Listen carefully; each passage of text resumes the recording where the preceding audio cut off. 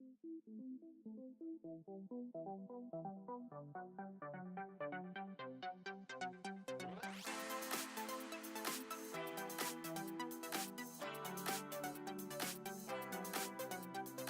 this week's Design to Move, we're going to tackle forward head posture. For every inch that your head protrudes forward in relationship to the shoulder joint, you add 10 additional pounds of force on your neck. With that kind of additional pressure on the joints, you can see how this distortion can lead to neck pain and headaches.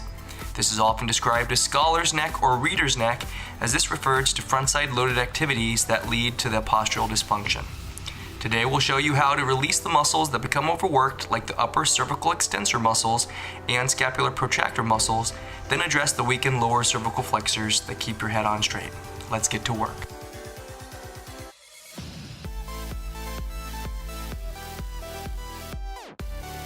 First, place the foam roller or ball under the base of the skull, right where it meets up with the neck. Rotate your head, emphasizing one side, and put pressure into that area. If it's tender, you're probably in the right spot.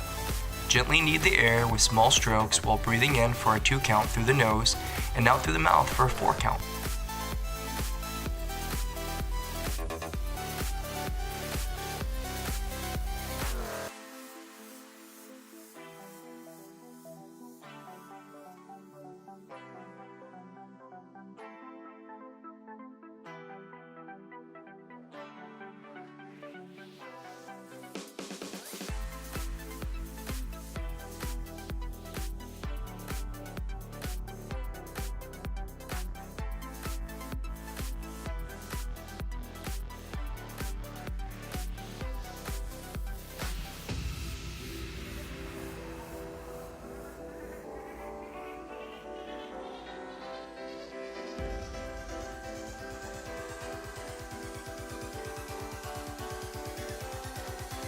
Begin by rotating your arm internally behind your back so that your palm is facing out and resting comfortably on your hip.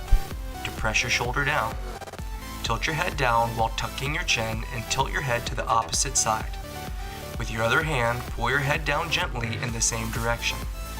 Breathe in for a count of 2 through the nose and out through the mouth for a count of 4. As you breathe out, apply gentle increased pressure to increase the length of the stretch.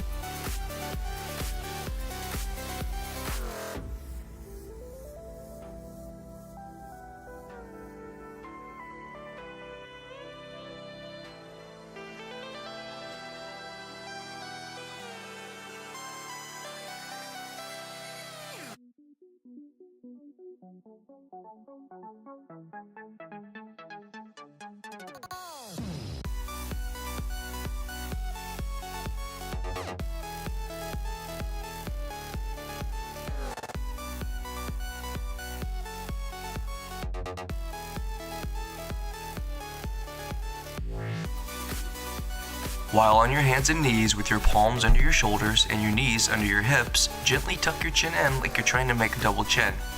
Try not to tilt your head up or down, but rather keep a fixed gaze straight down. You should feel a gentle lengthening sensation in the back of the neck. Hold the position for 2 seconds, then resisting gravity, bring your head down vertically to a count of 4. Once again, make sure that you maintain a fixed straight line as you descend vertically without letting your head tilt up or down.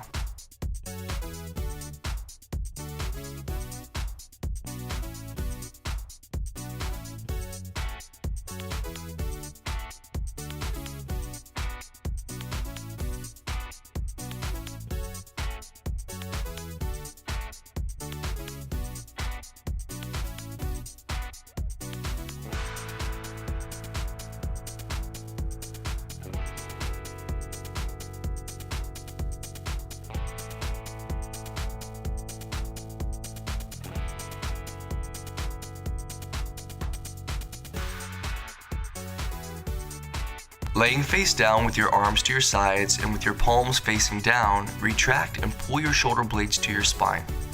After you've initiated the retraction, lift the arm off the ground and externally rotate the palm behind you so that the thumb rolls up to the ceiling. Hold the position for 2 seconds, then slowly release the shoulder blades and return to your beginning position to a count of 4. Try not to rest the arm or release the tension between your scapula through the entire position.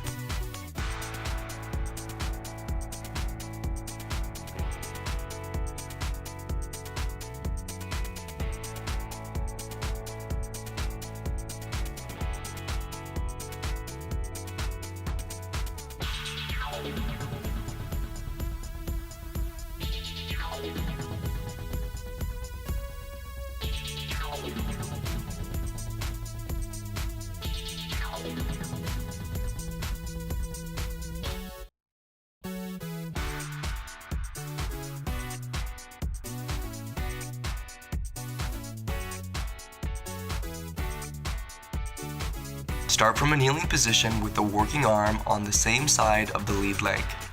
Anchor the band at shoulder height and make sure to start from a taut band position. Pull the arm back so that the elbow aligns with the shoulder and rotate the arm externally. Keep the opposite glute flexed to maintain stable hips. Only pull the elbow back to the ribs, making sure to focus on the retraction of the shoulder blade without shrugging. Keep the chin flexed back, centering the head over the rib cage, and breathe out with the effort as you pull the arm back, and breathe in as you return to the beginning position.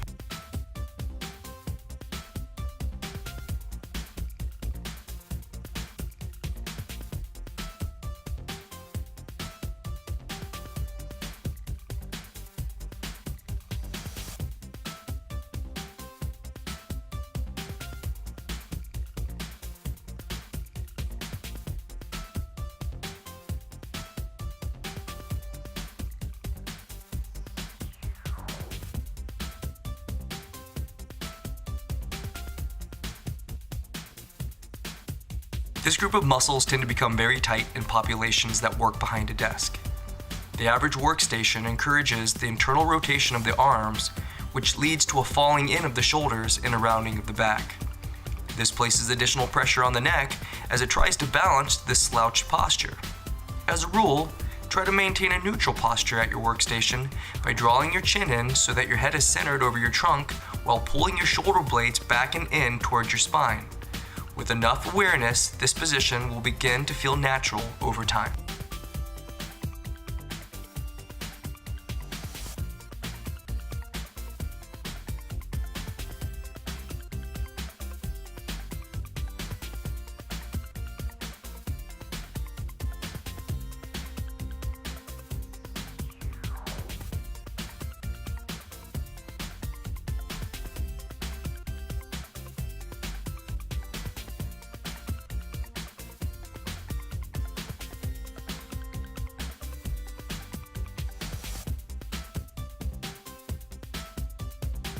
If you feel dizzy or significant pain, apply less pressure. Your body may not be used to this position yet. You're aiming to feel the stretch at the base of the skull and down the neck into the shoulder region. If you typically feel pain in your neck, you will feel a heaviness or a tenderness in the area. Go slowly and encourage the lengthening of the muscles as you breathe out at your own pace.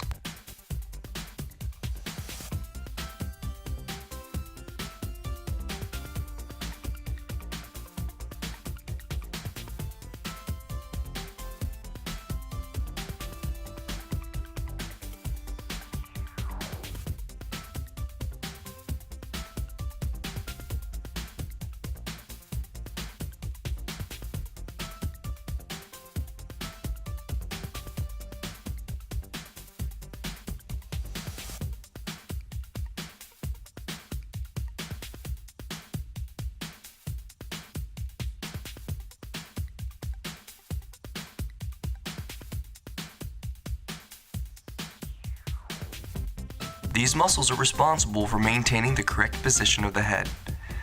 Due to improper lifting patterns with pushing and pulling movements, or due to bad posture, these muscles can become very weak.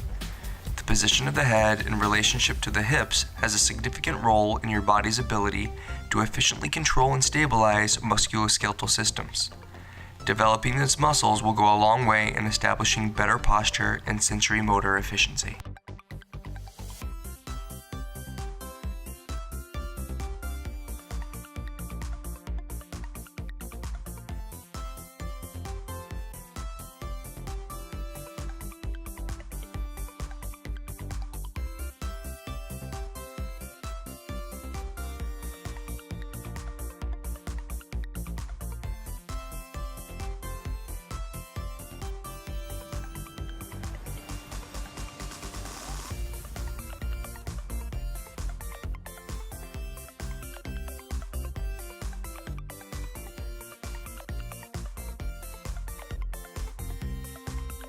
Make sure that as you pull your shoulder blades back, you don't pull so far that your shoulders shrug.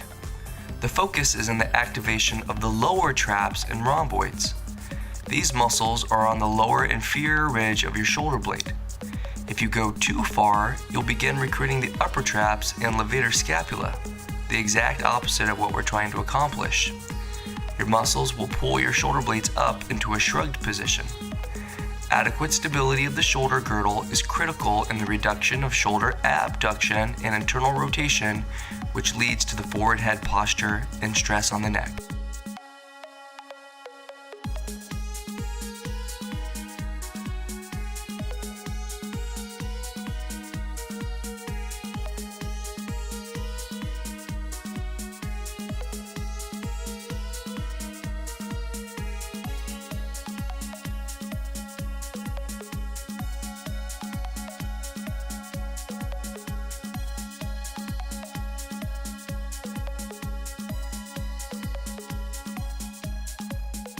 This exercise is intended to coordinate the stabilization of the shoulder and head while working on scapular retraction. Aligning the body in a kneeling position encourages efficient motor patterning of the posterior oblique sling system. This system is also seen most commonly in gait, where the glute max of one hip works with the lat of the opposing side to create tension across the trunk.